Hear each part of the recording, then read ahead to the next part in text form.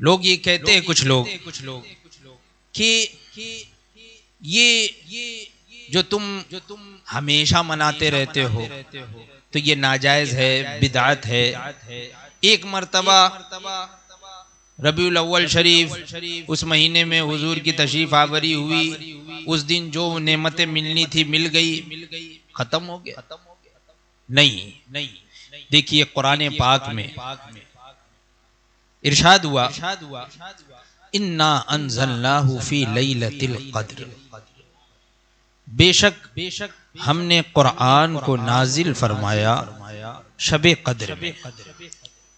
شب قدر میں ہم نے قرآن نازل فرمایا، اور آگے شب قدر کی فضیلت قرآن کے نزول کی وجہ سے کیا ہوئی؟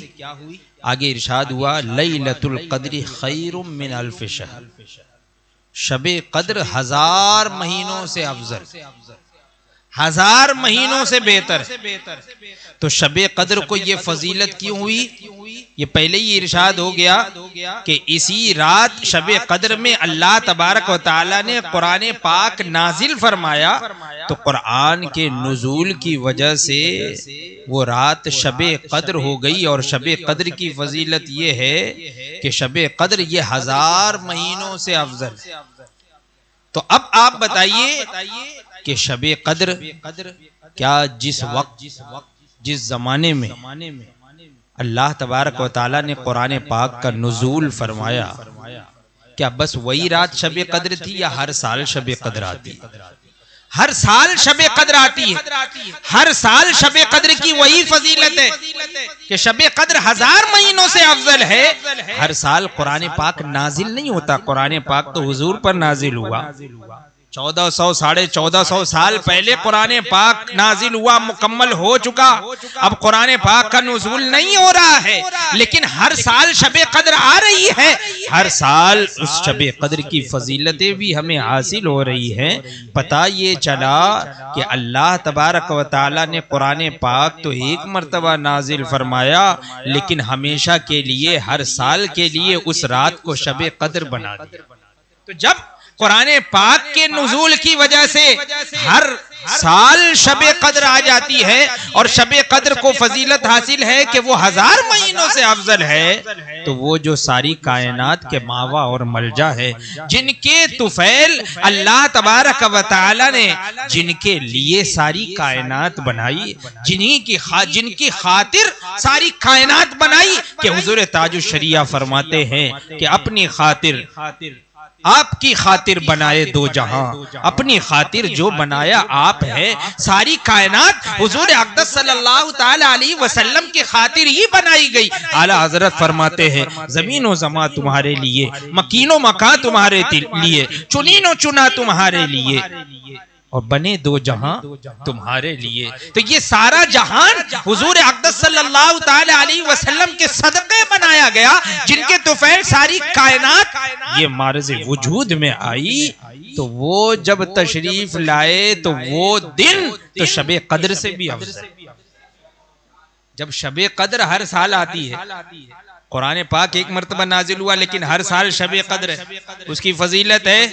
تو جس دن حضور اقدس صلی اللہ تعالی علیہ وسلم اس دنیا میں تشریف لائے تو ہر سال کیوں نہ اس کو فضیلت حاصل، بلکہ علماء کرام فرماتے ہیں کہ شب ولادت یہ شب قدر سے بھی افضل ہے۔ حضور اقدس صلی اللہ تعالی علیہ وسلم کی ولادت کی رات اسے جو فضیلت حاصل ہے، تو علماء فرماتے ہیں کہ یہ شب قدر سے بھی افضل، شب قدر سے بھی افضل ہے کہ قرآن ہمیں ملا تو حضور ہی کے صدقے میں ملا۔ اگر حضور تشریف نہ لاتے قرآن نازل نہ ہوتا، قرآن نازل نہ ہوتا، حضور پر ہی قرآن نازل ہوا، حضور ہی اس کے متحمل تھے۔ اس لیے کہ اللہ تبارک و تعالی خود ارشاد فرماتا ہے لو انزلنا هذا القرآن على جبل لرأيته خاشعا متصدعا من خشیۃ اللہ، کہ اگر ہم اس قرآن کو اگر پہاڑ پر نازل فرماتے، علی جبل لرأيته خاشعا متصدعا من خشیۃ اللہ، تو تم دیکھتے کہ ضرور وہ اللہ کی خشیت کی وجہ سے، خشیت الہی کی وجہ سے وہ ریزہ ریزہ ہو جائے۔ اگر یہ قرآن پہاڑ پر نازل ہوتا تو حضور اقدس صلی اللہ تعالی علیہ وسلم کی ذات گرامی ہمیں ملی تو قرآن ہمیں ملا، حضور ہی کے صدقے میں تو قرآن ملا، حضور ہی کے صدقے میں ہمیں ایمان ملا، بلکہ حضور ہی کے صدقے میں ہمیں رحمان ملا۔ ہم نے رب کو بھی پہچانا تو حضور ہی کے وسیلے سے پہچانا۔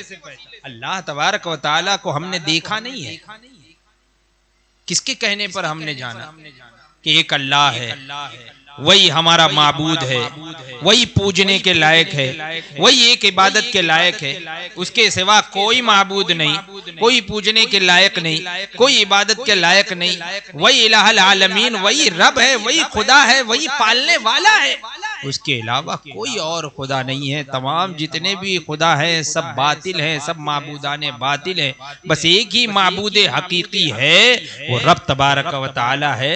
ہم نے اللہ تبارک و تعالی کو دیکھا نہیں ہے، ہماری نظریں اس کا احاطہ نہیں کر سکتی۔